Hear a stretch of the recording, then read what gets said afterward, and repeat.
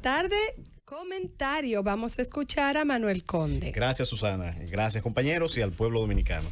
Miren, es un tema que a veces, por ser tan repetitivo en los medios y haber sonado tanto, uno trata, en cierta forma, de soslayar, pero no hay posibilidad de pasarlo por alto. Y es el caso de Brecht, por el momento en que se encuentra el proceso de instrucción, el conocimiento del juicio de este proceso. Hubo declaraciones bastante reseñadas en los medios de Rondón, ha habido fallos y decisiones de los tribunales con relación a la evidencia que se ha presentado de este caso en ese tribunal. Y hay una situación que quiero reseñar, y es el mal de origen de este expediente. Y es que, si bien en la República Dominicana fue el escenario en el que se estructuraron inclusive actos de corrupción para toda Latinoamérica, porque República Dominicana, en un punto de la historia, a la República Dominicana se trasladó la oficina de operaciones estructuradas de Odebrecht, que era en la oficina responsable de otorgar sobornos a las empresas en los diferentes países para realizar las obras de Odebrecht. Esas oficinas, que estuvieron inicialmente en Brasil, a raíz de las investigaciones que se llevaron a cabo en el proceso de Lavajato, se trasladaron a la República Dominicana, si mal no recuerdo, en el año 2013. Entonces, en ese expediente, parte de las investigaciones hacen menciones a veces muy ligeras de varias actuaciones que deberían tener una contundencia mayor. Y aquí es que viene el asunto. Estando en la República Dominicana, la Oficina de Operaciones Estructuradas, habiendo sido la República Dominicana, vamos a decir que el centro desde el cual operó la Oficina de Corrupción de Odebrecht, uno se pregunta, en el punto que se encuentra el proceso, ¿qué fue lo que pasó? Si aquí era que operaba esa empresa, ¿qué fue lo que pasó con las pruebas? ¿Qué fue lo que pasó con la investigación? Que al avanzar el proceso parece que antes de concluir ya hay una absolución, aún todos sabiendo de alguna manera que hay responsables, que hay culpables, que hay corruptos. No fue cualquier cosa, no fue una chilata, fueron 92 millones de dólares mal contados que se presume, se otorgaron en sobornos, en coimas en la República Dominicana. Sin embargo, en el punto que esté el juicio, parecería ser que serán muy pocos los condenados. Y eso tuvo un mal de origen. Y el mal de origen fue el sesgo con el que el Procurador General de la República del momento hizo la investigación del famoso caso de Brecht. En vez de pretender atacar el mal para el cual él está llamado, en este caso atacar el crimen, y el peor crimen que a mi juicio se tiene en la República Dominicana, que es el crimen de corrupción, se quiso utilizar ese expediente de Odebrecht para dañar prestigios y para favorecer y excluir ciertas personalidades que estaban por donde quiera manchadas con las pruebas de corrupción. Ese mal de origen es el que se refleja hoy en día, y esos fiscales que hay que reconocer a la actual Procuraduría General de la República, con la gran cantidad de casos que está manejando en la actualidad, el gran esfuerzo que hacen todos los días por dar un resultado a este país, tratando de atacar no solamente estos crímenes de corrupción, sino en sentido general, hacer una actuación lo más independiente posible, como fue la asignación que le hizo el actual presidente de la República. Esa Procuraduría General de la República a veces la sentimos impotente ante todos los horrores que se cometieron en ese expediente. Imagínese usted que se excluyen pruebas fundamentales, como son algunas delaciones premiadas, que se excluye prueba por algunas negligencias cometidas en los trámites procesales, que no exista o que no esté en el expediente una traducción, por ejemplo. Eso es algo inaceptable, porque de esa exclusión se va necesariamente a deducir exclusiones de personas que están en ese expediente y que son responsables. También otras se favorecerán y que han sido incluidas en ese expediente de manera maliciosa, sin tener absolutamente nada que ver con actos de corrupción. Porque reitero, el mal de ese expediente no es que no hubo actos dolosos, no es que no hubo corrupción, porque de sobra hay evidencias y pruebas, pero muchas de esas pruebas no están en el expediente. Perdóname, Conde, que te interrumpa brevemente. Ese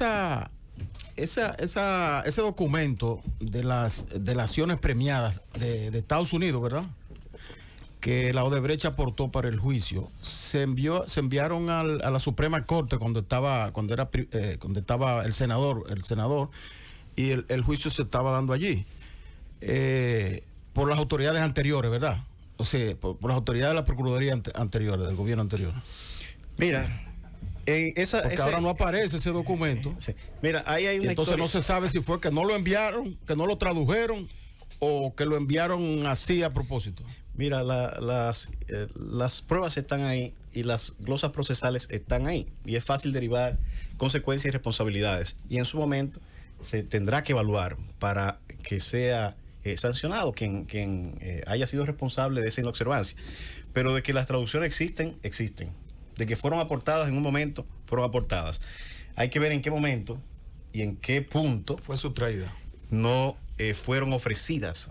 Exacto. Entonces, esa es una situación procesal delicada, porque si bien quizá pudieran intentar incorporarla por el 330, que es un mecanismo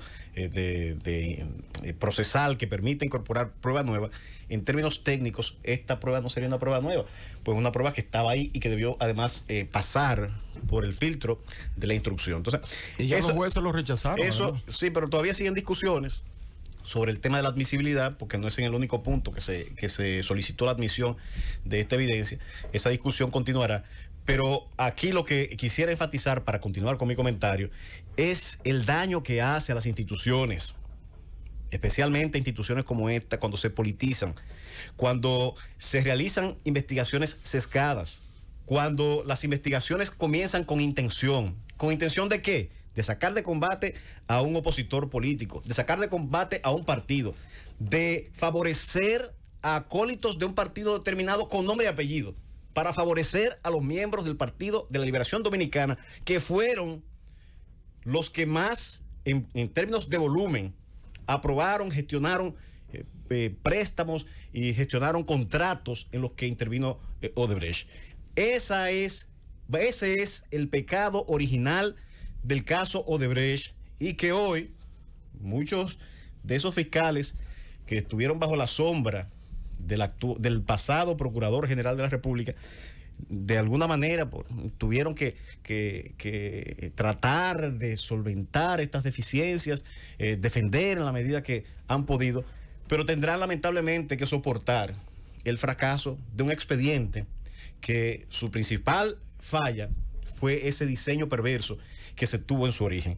Y esto no es algo que solamente señalemos nosotros en nuestro comentario, es algo que el mismo Departamento de Estado de los Estados Unidos, al presentar un informe que presenta anualmente sobre los derechos humanos, en este caso el correspondiente al año 2020, ha hecho críticas bastante, vamos a decir, serias al sistema de justicia en la República Dominicana. Ha hecho críticas con relación a la independencia judicial, ha hecho críticas con relación al respeto a los derechos humanos, ha hecho críticas con relación al desacato de decisiones judiciales. Y estas críticas, aunque a veces no nos gusta cuando vienen estas críticas de Estados Unidos, cuando vienen estas críticas del exterior, ahí nos surge un cierto nacionalismo y queremos verlo con cierta resistencia.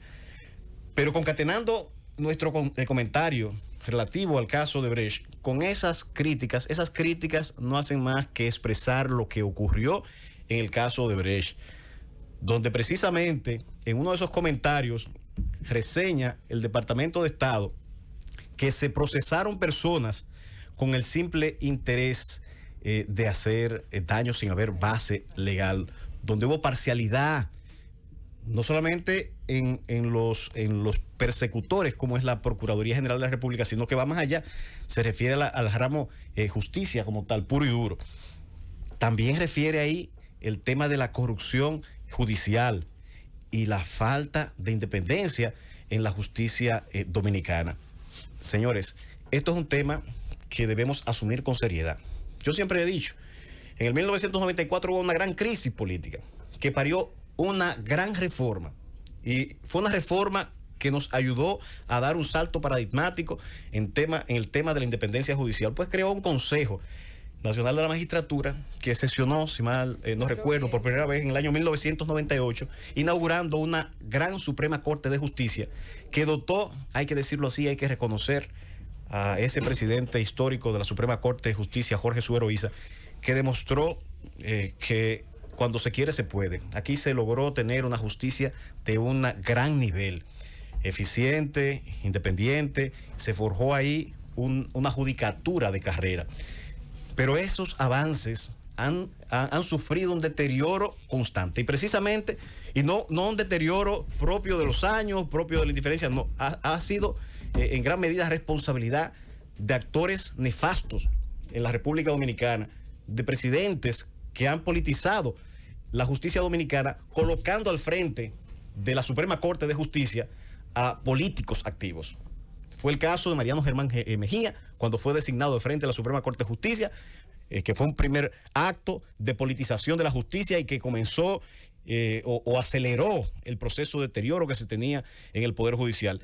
Y ya la última, y no menos engorrosa, la decisión del actual presidente de la Suprema Corte de Justicia, Luis Henry Molina, que fue hasta el mismo momento de su designación un político activo del PLD. Y no es que los políticos no puedan asumir posiciones, son esos políticos que han sido asignados, que no tienen una visión de lo que es un poder judicial independiente y eficiente, que más bien utilizan o tienen la visión de utilizar las posiciones con un fin distinto al cual están destinados esos poderes del Estado. Invitamos a una gran reflexión en la República Dominicana, tanto al observar y analizar el histórico del expediente Odebrecht y su origen en cuanto a la investigación realizada por Jean Alain Rodríguez como Procurador General de la República y los nefastos resultados que se están teniendo en el día de hoy, así como también el deterioro progresivo y nefasto que se está teniendo en la justicia dominicana, para ponerle un stop, porque no podemos seguir